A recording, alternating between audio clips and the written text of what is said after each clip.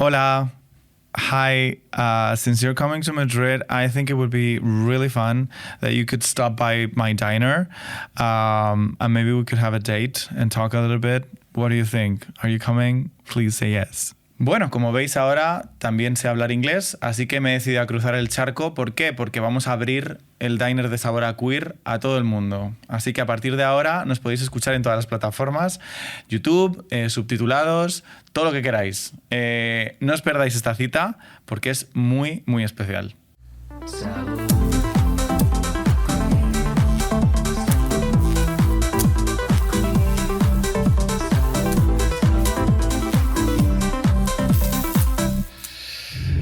Well, hello. Hola, ¿cómo estás? Estoy bien, ¿y tú? Yo muy bien. Should we do it in Spanish? That would make a very interesting podcast. I think then the genre would be performance art, less podcast. Okay. I think we're going to stick to English then. Okay, that's very gracious of you. Thank you. So I'm really happy to have you here, Alok. This is like a dream, something that I would never thought it would happen. I know there's many people that admire you around the world, so I want to thank you for coming here to Madrid to meet me for a little bit before your show. I want to thank you for making a New York City diner here in Madrid. I feel like when I say I'm from New York, what I mean is specifically a New York City diner table. That's it. Yeah. We made it all for you, to make you feel like comfortable. Thank you. And then now you're going to ask me exploitative questions about my life? That's exactly what I'm going to do. I understand. I think I'm going to give cheers to that. Okay. Cheers to that. Cheers. I like that. We love New York, right? Yes. Don't we? In Spain, we say quien no apoya no folla. You know what's that? No idea. If you don't put it down, Yeah. you're not going to have sex. That's what we say. So you put it down and then you drink. Wow. That's how it works. Okay. We want to be, we want to be happy tonight. So, first of all, of course, English is not my first language. So I don't want to fuck it up with pronouns or anything. So please excuse me if I do any mistakes during this conversation that we're going to have. Yeah. Am I allowed to make mistakes? Of course, so, right? Yeah. So right now in Spain, there's like this big debate about pronouns. Because we have like the pronouns. Yeah. But then we have to change adjectives and nouns, put like an E at the end of them. I mean, what a gendered language. It's so awkward. It's so awkward, right? Why do a table need to be gendered? Yeah. No one asks the table their feelings. I don't want to speak on your behalf, but... Yeah, I mean, that's right, but here she is. We're stuck between a rock and a hard place. I got it. Here she is. So how do you feel about this? Because many people are going crazy just to to make this little change of a word makes them go crazy. Yeah. How do you feel about that? People forget that all words were made up, right? Mm-hmm. The issue is when queer people make up words. Because the truth is that straight people have had slurs for us since the beginning of time. They've been calling us so many pejorative terms. But when we actually create terms for ourselves, when we actually narrate our own realities, then it's a threat. And I think that's because to many people, as queer people, we're just like a table, we're an object. We're not humans. Mm-hmm. And part of what permitting someone humanity is about is allowing them to co-author language. That's what humans do, is we invent new language, new protocol as a way to create a society. And I think that the moment of reckoning around pronouns is actually a moment of, do you really care about queer people? Or was your inclusion of us just symbolic or superficial? Because if you truly cared about us, you would say, hey, thank you for presenting a new way for me to view the world. I appreciate it. Not shutting down. It's kind of funny because I feel and maybe I'm a little bit obsessed about this because I've been talking about this the last season of the podcast. There was a time where queer people were more important in society. We were respected. We were part of society, and not in a random way, right. In a fundamental way. So it's kind of funny when they're talking about this, because then what happens with the story that happened before this? Yeah, I think of time less as a line and more as a circle. Uh-huh. And unfortunately, I think we're in a time of a lot of repression of queer people. And what happens is we have moments of rising and then moments of repression and backlash. And oftentimes people speak about the LGBTQ movement, but there's also an anti-LGBTQ movement. And they're very strong and very formidable. And unfortunately in the US right now, we're dealing with over 700 pieces of anti-LGBTQ legislation. That's the most ever in US history. And so a lot of times people say, oh, it's better than it's ever been. That's not true. And so I don't think we can ever take progress for granted. That's what the line does. But what the circle actually makes us realize is that progress is something we have to keep on pushing for no matter what. I think that's really interesting. I mean, for you, you advocate for LGBTQ rights, you go all around the world, you navigate like different cultures. How is it for you now that you're like this big face in queer culture at this moment to navigate these different cultures? Do you feel sometimes like a target? Some places you go, we were talking about this like right now because now you're going to be touring around Europe. How do you feel about this in your everyday life? Yeah, I do. You know, earlier this year, I had this painful moment where I was on the cover of a fashion magazine in India, which was a really big deal for me. We shot it in India in January. It was an entire Indian creative team. And I was looking at some of the hate mail I was receiving, and it was, this American is bringing this homosexuality to our culture. I'm sitting here like, wait, hold on. Because in India, queer people were celebrated for thousands of years. And it was only after British colonization that we had such extreme homophobia and transphobia. But now, often when I'm touring outside the world, people will be like, oh, this is an American phenomenon, which is just not true or correct. But I think what we continue to see is people always want to say queer people are over there, and they never want to accept queer people are here. And so one of the things I face when I'm touring is people say, oh, you can have rainbow hair and wear skirts and be free in New York, but you couldn't do that here in Madrid. And I always push back and I say, there are people like me everywhere. Maybe you willfully don't see them, but they're there. The thing about queer people is that we're incredibly stubborn. And despite every attempt to erase us from the face of the earth, we usually just become even more fabulous. Yeah. That's cool. I mean, there's this thing that they always talk about us like as a minority, but I always ask myself, and I wanted to have your opinion on this, like if everyone was really free and really like welcome to be whoever they wanted to be, would we really be a minority? I always say we're minoritized. Okay. And what I mean by that is that there's an active process into pushing us as a minority. So what that looks like is they try to criminalize us for existing in public so that we hide. They try to pathologize us, saying that we have a medical disorder so that we don't tell anyone what we actually feel. And so they make us censor ourselves so they can blame it on us. But actually that's a structural decision, because if you created a space where all people could express their complexity, because I think actually these categories don't really match into many of our experiences. We're so unique and irreducible. Two gay people have more dissimilar with themselves than they have similar, right? So what it means to be minoritized means less putting the onus on me and more thinking about the policies. What policies make it so that queer life is so difficult? And if we remove those policies like requiring genders on identity documents, policies like making it so difficult to change your name or your gender on your court documents, how many people would respond differently then?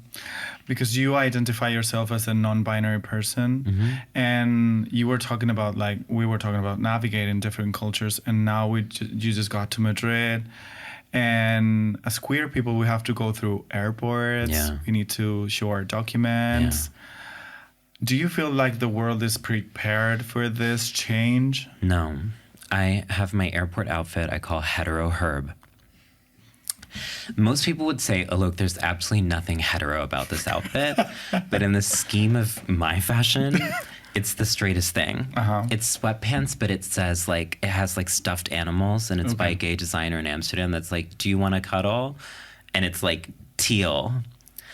And I feel like I have to wear it because when I dress how I want in airports, often the lines are segregated by gender. Often security guards will be like, why do you have heels in your bag? Or why are you carrying makeup? All these invasive questions. And I don't want to have to deal with that. Yeah. And so I feel like I often have to shape shift in order to get places. And so I think oftentimes when people just see images of visibly androgynous or gender nonconforming people, they don't understand about what it took for us to get to that place where that photographer took the photo at. And what I want people to start doing is thinking about our lives as three-dimensional. Don't just see us on a podcast, hi, or on stage. Think about how we got to that podcast or where we're going when we get off that stage. And think, is my own neighborhood safe for someone who looks like that? Because safety on a screen is not the same thing as safety on a street. That's right. I mean, we had this activist here last season. She's a drag queen, and she always was saying that she loved to be like a little bit of in a drag coming back home because she felt like that was really activism. She was doing activism and doing that, going back in the subway and taking the subway. I and going love back a home. subway drag performance. Yeah. It's one of my favorites. Yeah. That's the best part about living in New York for me is the 2 a.m. subway. You just see the strangest people. You're like, where were you? That's incredible. And you all convene. It's the ultimate after party. Yeah, it's the ultimate after party. You have a book that's called Beyond Gender Binary. Do you think we can get rid of binarism? Is there a way to get... I think we're already doing it now as queer people.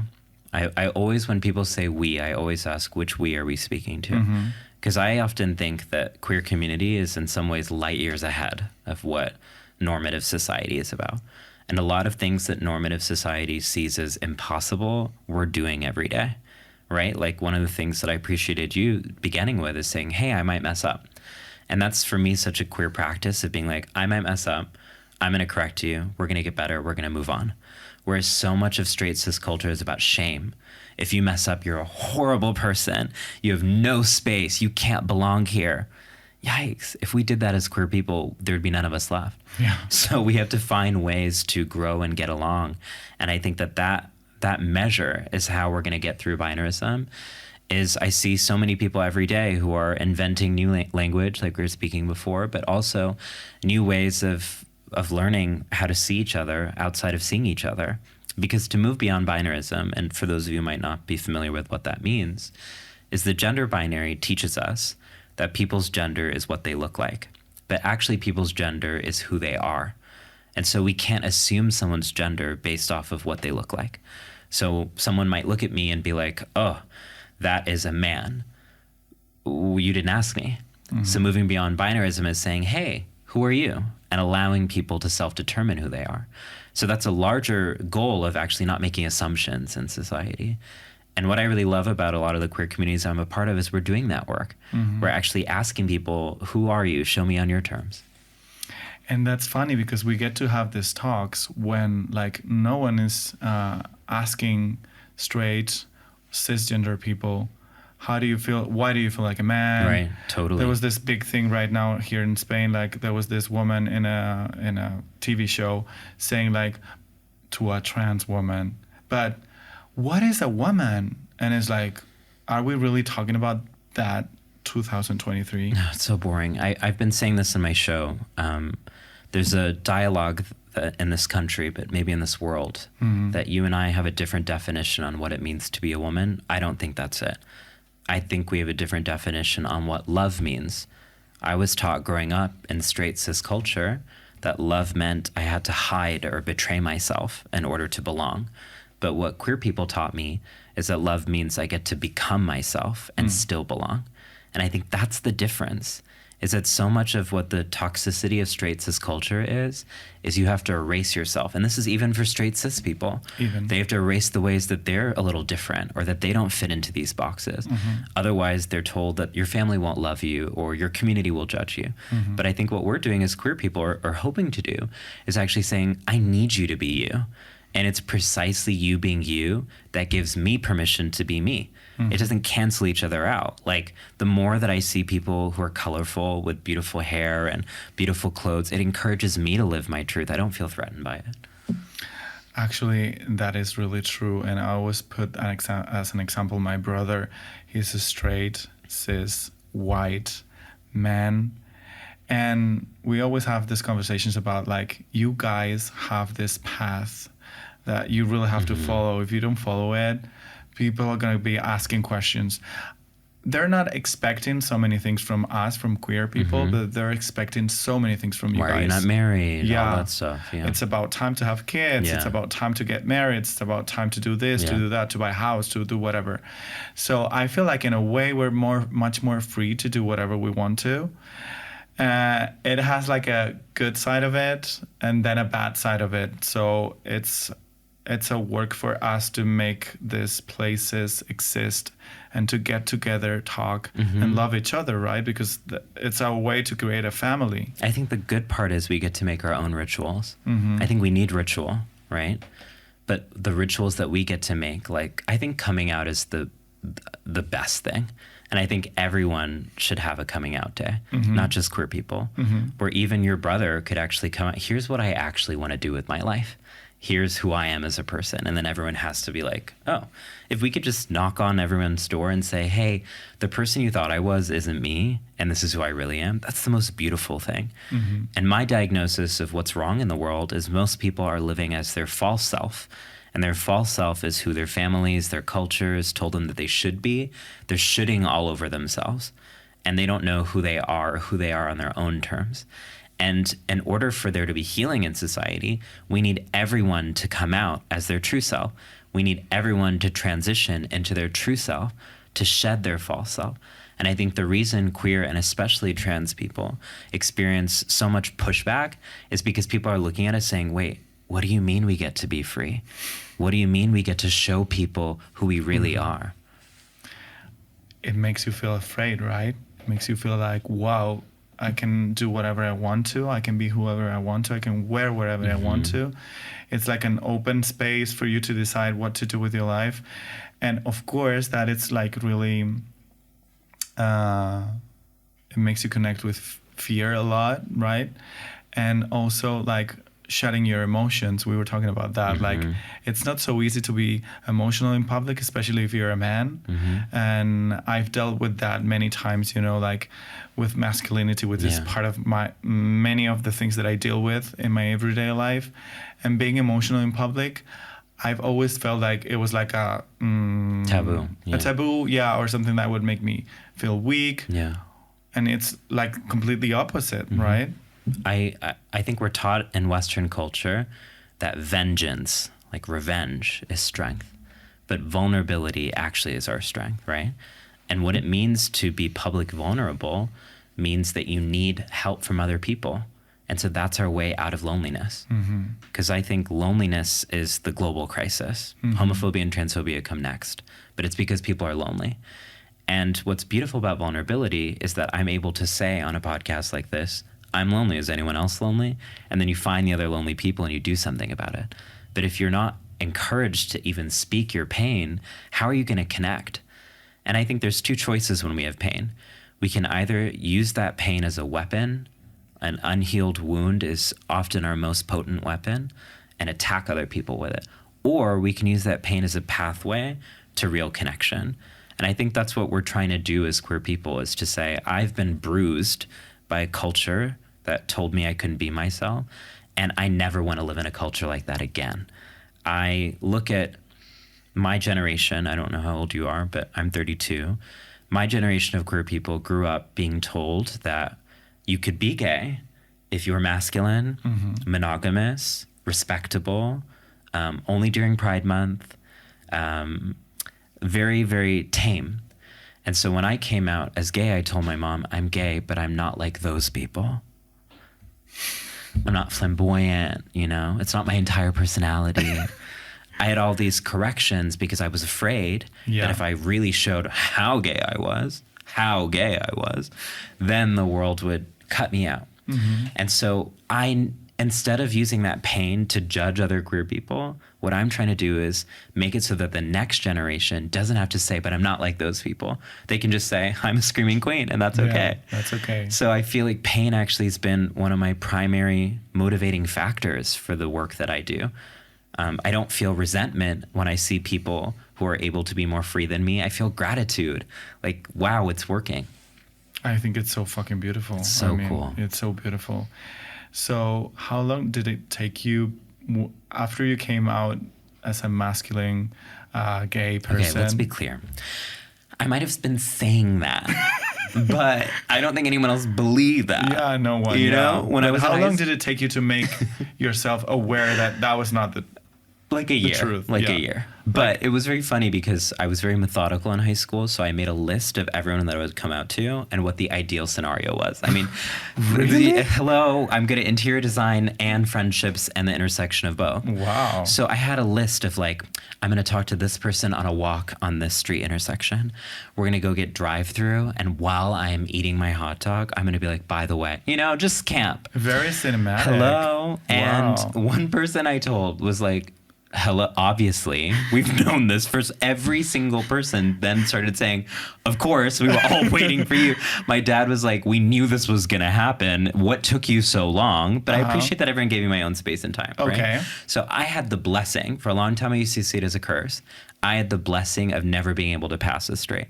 Since I was a young kid, everyone's like, that's a faggot. You know, like, everyone's like, you cannot hide anywhere. It spilled out of me, girl. Yeah. Oozed all over the floor. Yeah. It was a mess. And I used to think that that was sad because I would hide my gestures. Like, I'd really be not allow any photo or video or audio recording. I thought my voice was too feminine. I was so insecure. My body was its own closet, trying to keep the queerness inside. Mm-hmm. But now when I look back, I'm like, that actually gave me a strength because from a young age, I had to know everyone's going to be talking about me. Everyone's going to be looking at me. Everyone's going to make fun of me. I have to learn how to love myself first. I can't wait for other people to accept me or validate me.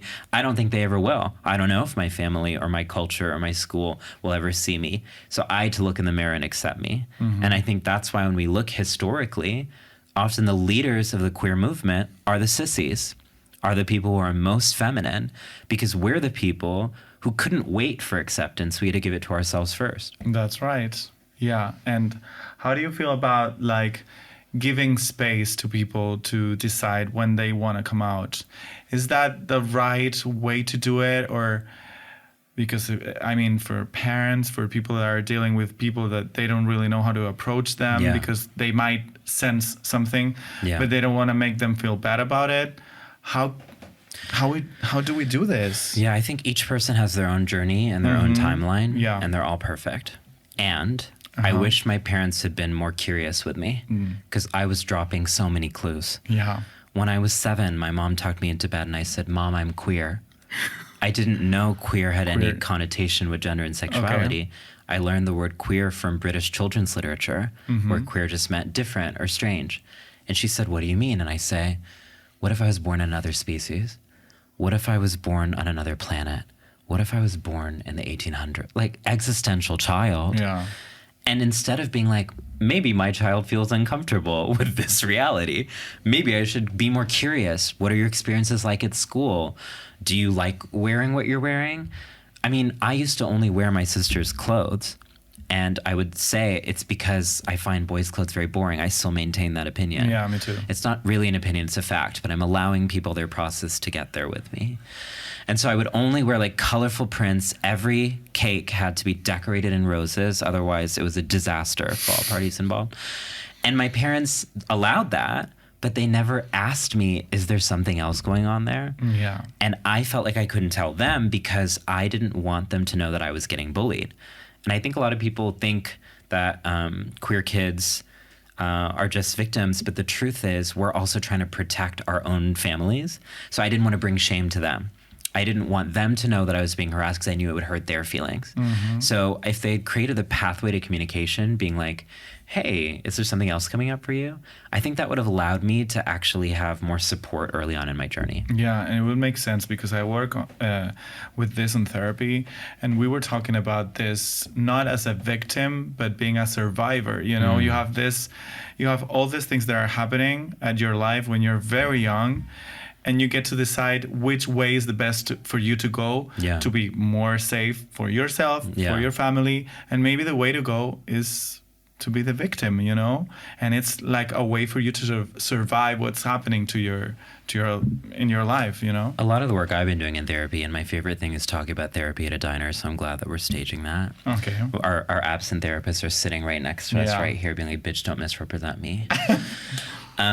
Is for a long time I used to judge myself for why didn't I tell my parents that I was queer younger? Why didn't I know that non-binary people were there? Why didn't I become an activist when I was 12? Yeah.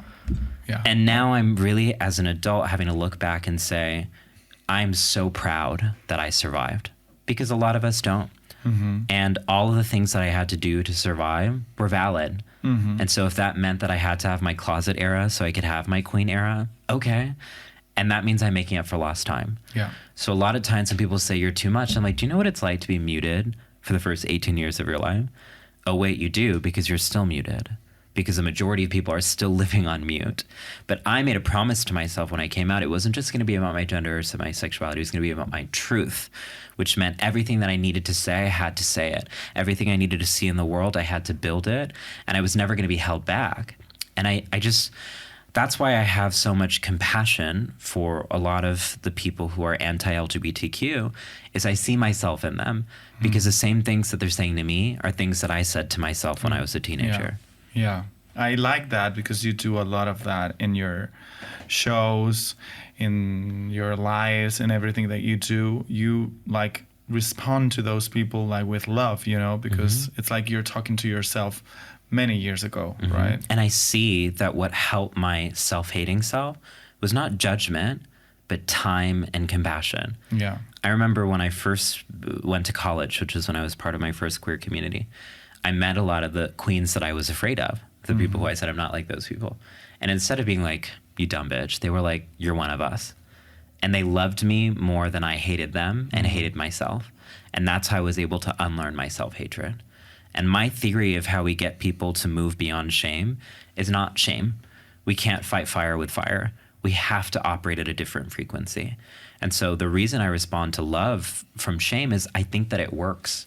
It's not me being a better person. It's not me thinking I'm superior. It's me wanting to be effective. Again, it's a fucking strategy, you know, to get whatever you want, which is like the world to be a better place for everyone. Yeah. Not just for yourself, but for other people and that's why I hate it when they say that we're being selfish. They're always like, oh, you're so selfish, such a small minority of people. Why should we have to change language for you? All the things that queer people are fighting for are going to create a more beautiful world for everybody. Everyone. So, are you dating? Wow. Yes and no. Yes and no. Yes, in that I go on dates. No, in that I'm not in a relationship. Okay. Yes, in that I participate in normative romance. No, and that for me, the ultimate form of dating is self-love. I think that oftentimes we're told that we should spend our entire life finding our dream partner. And I want to take that energy and spend my entire life finding my dream self, being the fullest version of myself. And that's where a lot of my energy goes. And I like to call that dating because I had to go from hating myself to loving myself. That's the most tortured relationship I've ever been in. Yeah, very so toxic. I have to spend very toxic. I've been ghosting on me for a very long time. So I'm having to learn how to like me again. Yeah. How to spend time with myself and be like, wow, that was really cool. Or how to, I mean, I have this thing where after interviews like this, I'm beating myself up. I didn't phrase that correctly, or, oh, I should have said that, or maybe I shouldn't have said that.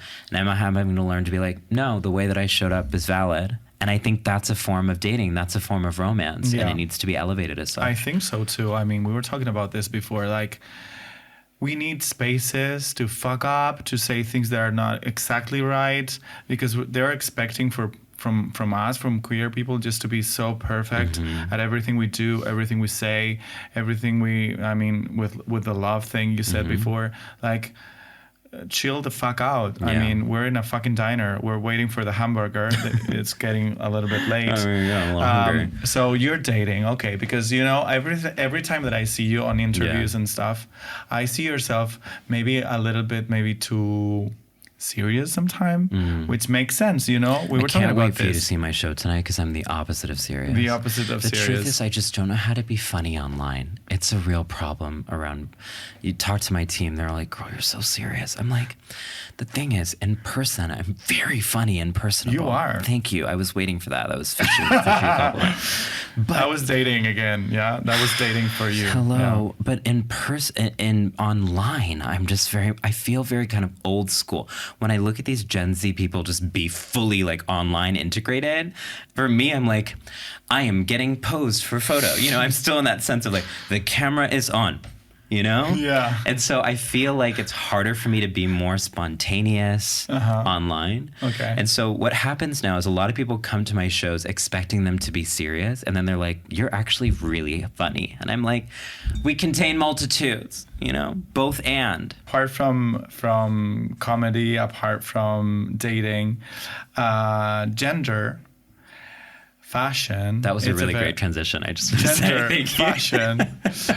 It's like a big thing, you know, and I like Yeah. how you use that as a tool, as a key to open Yes. like conversations for many people. Yeah. Because in a way it shows. You were talking about CCs, you know, Yeah. they're the best people at being activists, you know, Mm-hmm. because you see them from very far away. And yourself, in a way, you're showing in that way with fashion as well, I thought right? I was more discreet than that. Yeah, I thought, I so thought too. nobody could tell. Nobody could tell. I mean, you just came here Yeah. like this. What can I say? You know? For me, fashion was the first place I got to create me for me. I used to take my mom's clothes from her closet, my dad's clothes from his closet, and put together outfits and say, this is the closest to marriage my parents have ever been. Okay. To getting along, at least. And my biggest travesty to this day is I was not voted best dress in my high school yearbook. So at my 10-year high school reunion, I had some conversations, some creative, courageous conversations. I said, what gave? Because from the age of 15, I would count all the articles in my wardrobe, multiply them by each other, and learn all the different possible combinations of outfits. Wow. And I would try to find a different outfit every day, even if it was Just a tiny unbuttoning one bit, button yeah. or having a tie here. And now when I look back, I was like, why did I have so much meticulousness? It's because that was the first place I had permission and control. I didn't have control of my body. I didn't have control of other people's projections. But fashion was my armor where I could actually practice, I belong to me. So deciding to button or unbutton is I belong to me. And that's why I will never change what I look like for anyone. People keep on saying to me, you know, your message will reach more people if you look differently. But I say the messenger is the message. How can I speak about freedom wearing a suit? How could I speak about freedom for queer people if I just wore gray and black? Yikes. I feel But like in a way, many people are doing that. Like, I wasn't going to say it. I was once again prompting. but- yeah, I mean, many people are doing it. Like, you know about, for example, RuPaul. He always talks about like wearing a suit. It's a way for you to get your message to the right people.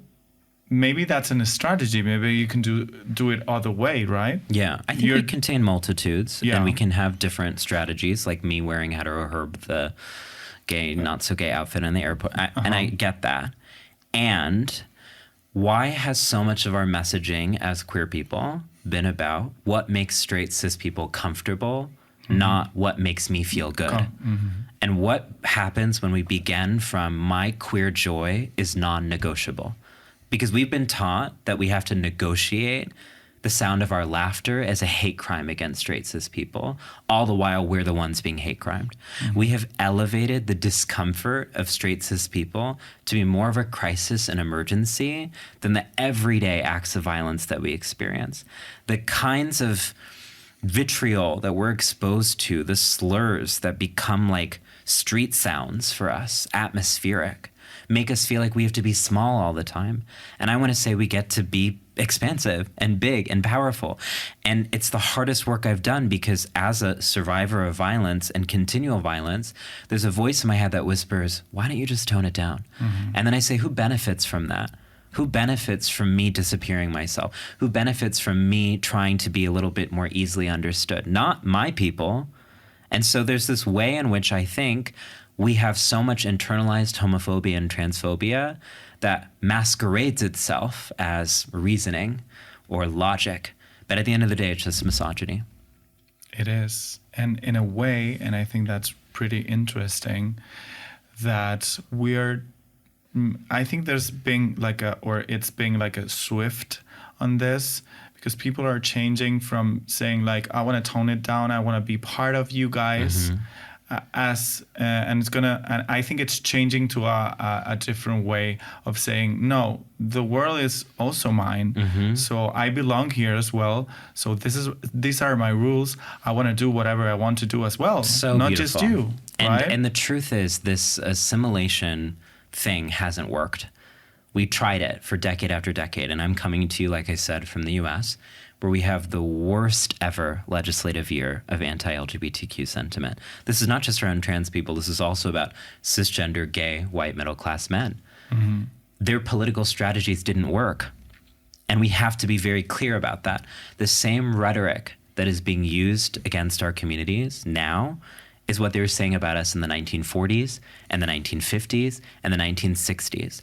And we thought that begging, groveling, shape-shifting, apologizing, accommodating would work. It didn't. Because it was never about what we look like. It was always about what they felt like. It was never about our appearance. It was about their violence. We put the onus on us to autocorrect and self-correct to be palatable and digestible. But what part of us is left for us when we're finished being consumed? And so I am actually part of a school of thought that says I get to be me now. I don't have to wait. I don't have to wait until the future for queer people to be free. I get to be me now in this moment. And if there are not policies or laws or practices that protect me, that's the problem, not me.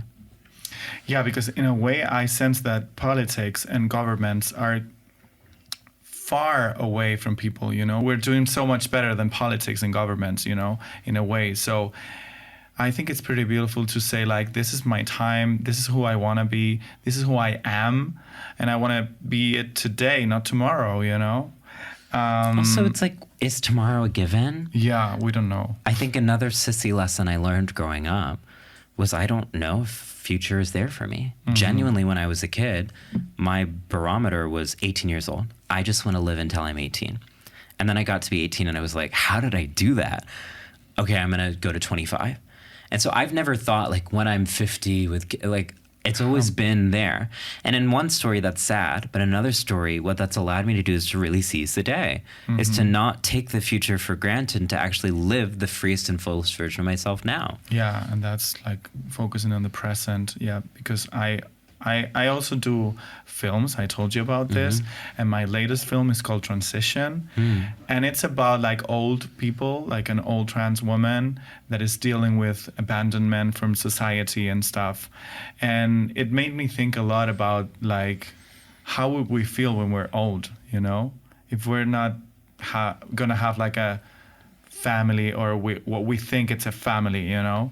It's a queer podcast when we start putting things in quotation. Yeah. Oh my, nothing we mean actually means anything. Yeah. You know, like I was a boy when I was younger. Yeah, it's like all the use time the word like this. gay. Yeah, gay. So what are we gonna do with that? What about the future? I mean, I'm up for like living the present, of course. Yeah, of course. But what about the future? What are we going to do with that? Yeah, of course. I would say, once again, like I was moving away from time as a line to time as a circle, I would say that past, present, and future can all coexist at the same time. So we have to learn from history to inform the past. So we have to learn from history to inform the future. We have to learn from the future to inform the past. And that might sound like a paradox, but I think that's an invitation. Is how do we live in a way that is future and world building?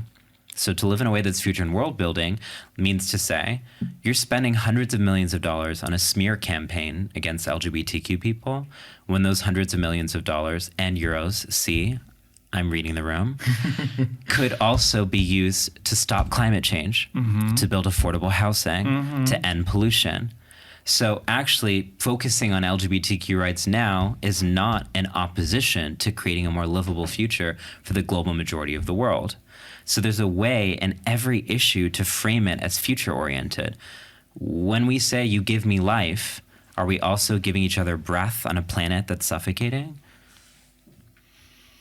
I think it's a beautiful way to finish this conversation. I'm really happy that you are here. I'm really looking forward because I have so many questions that I could be like talking to you for many hours. It would be lovely to have you here some of the time when you come to Madrid or even when I go to New York, for example. Thank you so much. Thank you for welcoming me to Madrid. And I just want to say thank you for joining the Colorful Hair Club. Mm-hmm. There's no going back. No going back, right? No, really, there's not. I fucking love pink. It's it so looks good. much fun because here's the secret. You don't actually need to wear anything fun anymore because you are the fun. That's right. Yes. That's how You're I did. already That's why accessorized. I did it. Pow. Yeah. Okay, I'm gonna. Cheers, queers. Cheers, queers. Cheers, queers.